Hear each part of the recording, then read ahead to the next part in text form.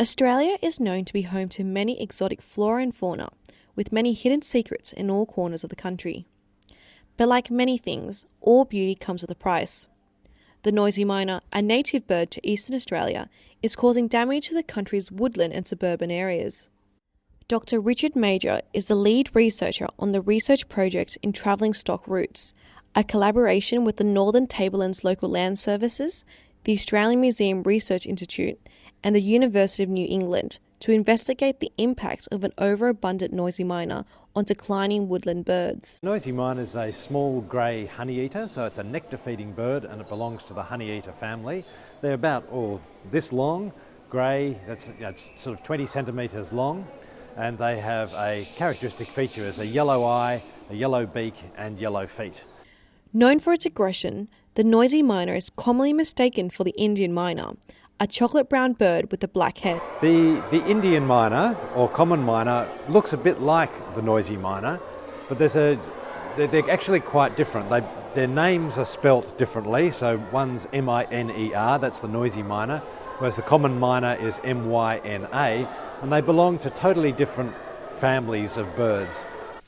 Dr. Major said the honeyeater is extremely territorial and will aggressively attack other species to drive them out of their territory.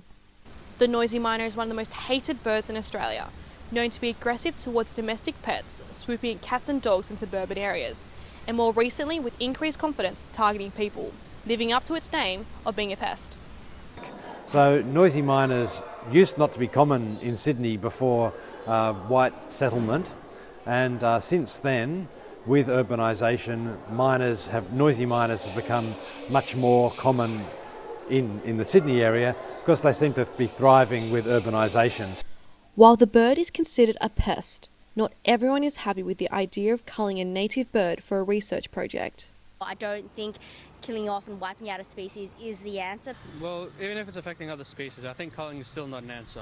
Like I say, when there's a will, there's a way, and I'm pretty sure there's more than a few ways to help control the situation. So we need to look at ways of reversing this threat, and that's why we're doing this experimental study.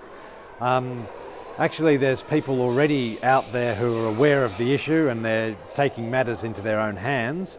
And I guess what we're saying is we need to understand and do this systematically to see if it works before, people start declaring open season on mynas. For more information about the research project, visit www.australianmuseum.net.au. Nguyen, UTS News.